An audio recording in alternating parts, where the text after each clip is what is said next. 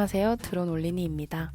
이번에 새로 나온 FPV 드론 바이블 개정판을 보고 저의 FPV 스토리와 함께 이제 막 입문하시는 분들이 조립 교육을 들으면 어떤 부분이 좋은지, 또 책은 어떨 때 필요한지 등의 정보를 공유해보고자 이 영상을 만들게 되었습니다. 제가 교육을 들을 당시에도 책은 있었으나 아무것도 모르는 저에겐 무용지물이었어요. 오히려 수업을 들으면서 실생활에서 어떤 부분이 중요한지 알게 되었습니다.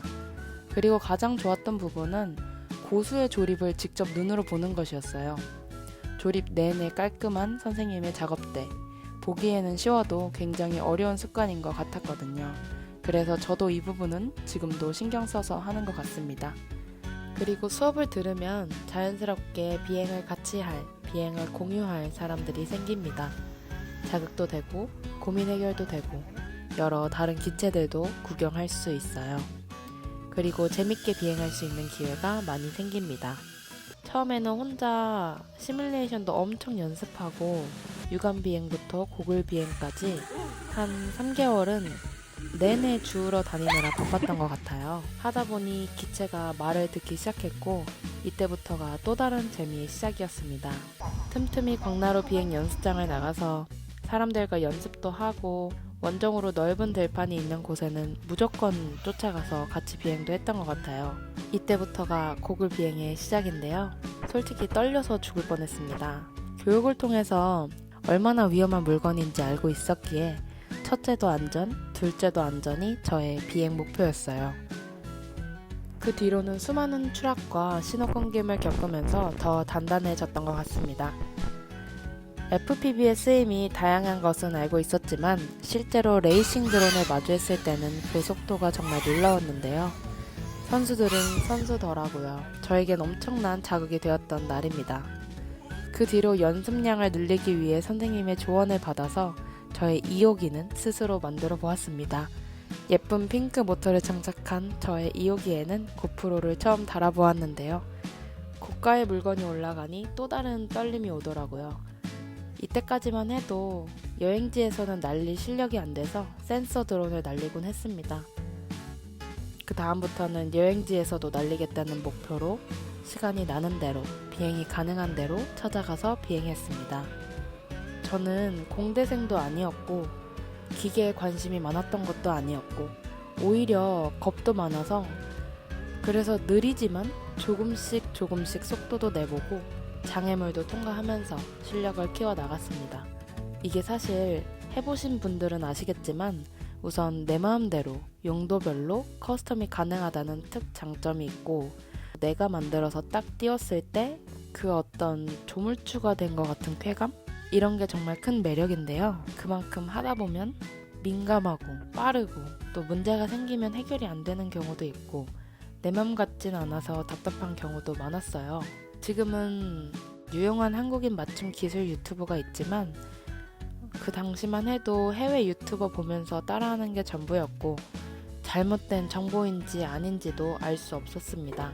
그래서 책을 찾아보고 선생님, 동호회분들께 여쭤보면서 많이 배웠던 것 같아요.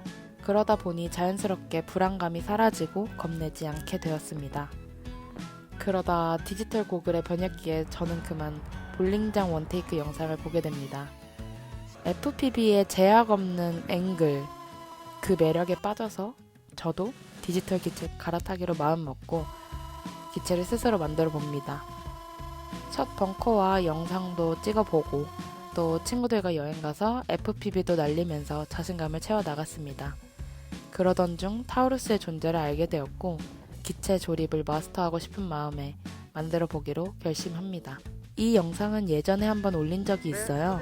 이때는 고난이도인 만큼 선생님의 교육을 받으면서 책에서 궁금했던 내용들을 직접 질문하면서 조립했던 것 같아요.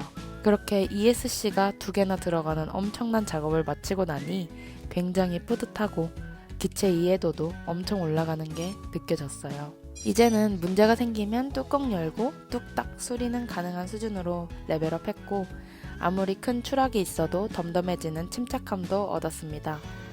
그 뒤로는 드론 촬영 현장 조수로도 나가보기도 하고 타우루스에 올릴 레드 카메라도 배우고 싶고 그래서 현장에서 지상캠으로 일을 하면서 카메라, 앵글, 현장 분위기 등을 배웠습니다.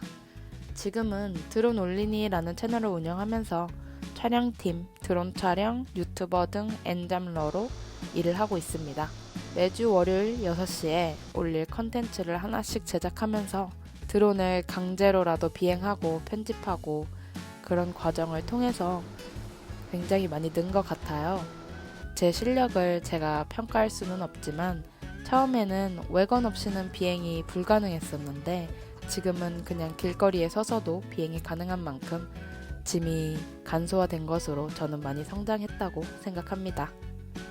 지금도 알 수 없는 이유로 추락할 때가 있는데요. 이 시점에서 FPV 드론 바이블이 있어서 혹시나 생길 어떤 문제에 대해 침착하게 대응하는 태도가 생긴 것 같아요. 아는 만큼 보인다고 이제는 책의 내용이 너무나도 와닿습니다. 저는 앞으로 어떤 문제가 발생할 때 이 책을 바이블처럼 정말 유용하게 쓸 예정입니다. 저는 이렇게 돈도 많이 들어가고 시간도 많이 들어가는 좌충우돌하면서 보냈던 시간이 있었기에 이 책이 저한테는 더 귀하게 느껴지는 것 같습니다.